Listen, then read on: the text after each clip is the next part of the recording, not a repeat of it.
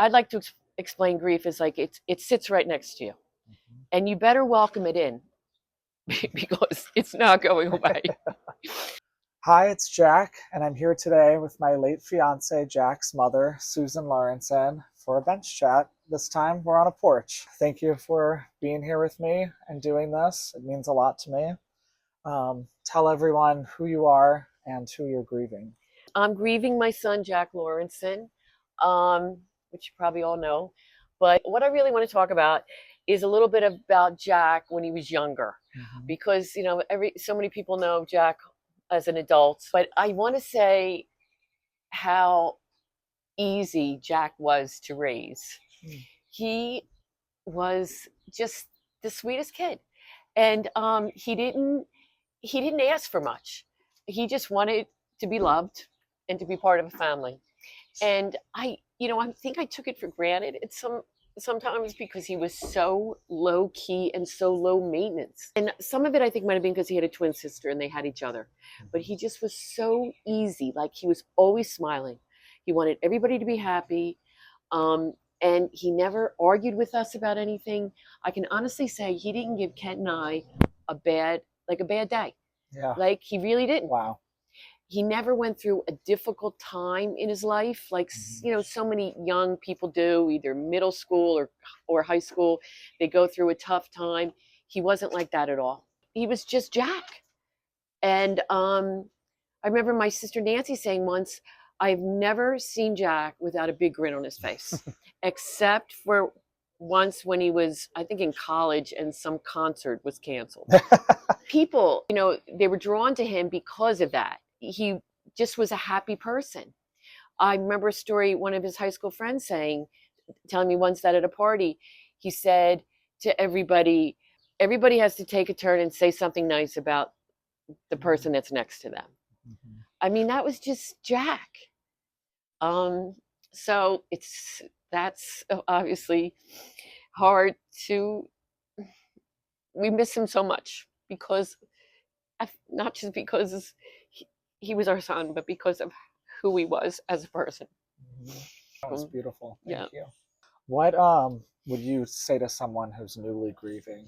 There's no profound thing you can say to anybody to make them feel better. It doesn't work that way. And I think so many people think they have to come up with some deep thought about grief to say to you to help you feel better. And that isn't it at all.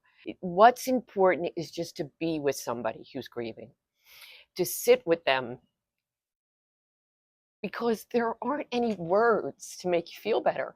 Nobody has created any saying or any quote to make you feel better during grief. Somebody who's grieving, I don't really think you can't really say anything. You can just be with them and help them through their time. And it's a long time. It's really forever. The nicest thing you can do for somebody who's grieving is ask them about their loved one. Ask them how they're feeling. Mention their loved one's name. I think so many people feel like, oh, if I bring up Jack, Susan will get upset. And it's the opposite. You actually feel better when somebody brings up Jack.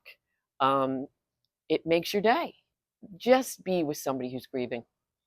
I think all of us that have been through something like this, that's our job in life now. Absolutely. Yep. I totally agree. Yep. What was the most surprising thing for you about grieving or about your grief? Has anything surprised Okay, you? there's two things. Life that you used to know is over.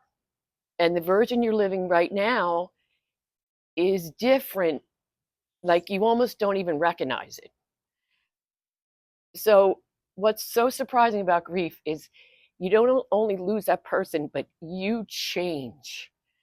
And everything the way you think, the way you are with people, you change. You're just not the same person. The version of yourself that you used to know is not there, and it never will be. Right. And I think you're better off just realizing that. And the second thing that surprised me is how many people really have a hard time talking about grief. Yeah. They just Yeah. they and I don't think it's I don't blame them, because if they haven't been through anything like this, they don't know. But they just, it makes them uncomfortable. And that's a shame, because then, I think it affects your relationships with people. um I had some friends said to me, haven't you moved on yet? Oh. And I couldn't believe that. Mhm. And it's like, you'll never move on from this, Right. nor should you. Mhm. I actually think, though, your generation is better at this than we are. Yeah. I think our generation, and even my parents' generation, it was like everybody just, it was like a stiff upper lip, Mhm. like just, grin and bear it. When is a time when your grief hits you unexpectedly? You have no control over Mhm. when it's going to hit you. Right. Driving in the car, usually because I'm alone, so I can cry and scream. But the mundane things in life, being at the grocery store and standing at the deli counter, and all of a sudden you're like, that really happened. Such a change of your life, in your life, that everything you do, it Mhm. affects. Right. Because so many things that you do would include Jack, or have memories of Jack, or everything, listening to music, watching a TV program, just everything. He was here once, Mhm. so it affects it affects everything. You Right. can't say to yourself, oh, I'm going to go to work because I'm not going to grieve. That there, Right. it's everywhere. It's Right. every part of your day. I'd like to explain grief as like it sits right next to you, Mhm. and you better welcome it in, because it's not going away. It's part of your life. Mhm. That's really how I feel about grief. Yeah. It sits with you. Yeah. Absolutely. Hmm. What do you miss most about Jack? No. I'm sorry. Yeah, I You don't have know. to. You don't have to. Every single thing. Yeah. Every single thing. He was something special.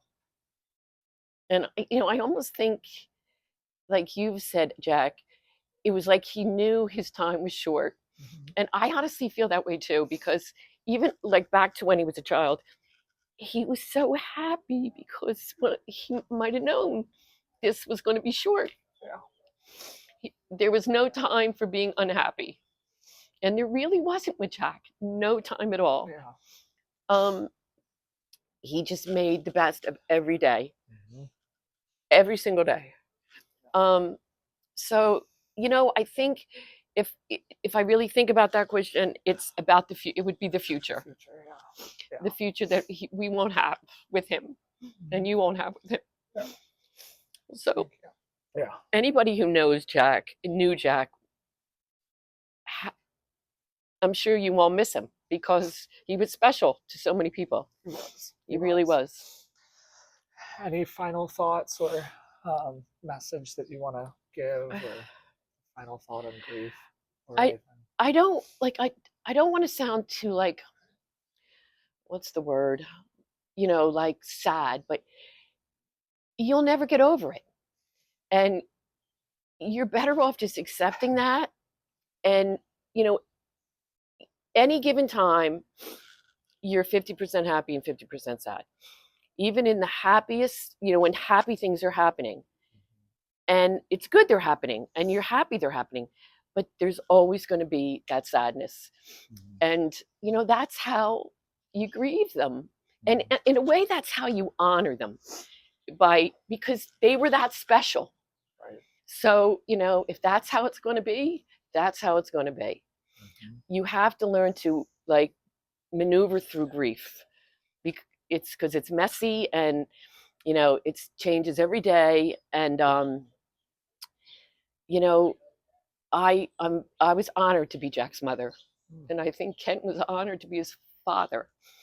So if that's what's going to take us to be sad, it's fine. It's fine. He's worth that. That was beautiful. Thank you. You're welcome. And thank you for raising your son. Yeah. Love you. Thank Thank you you. for doing this.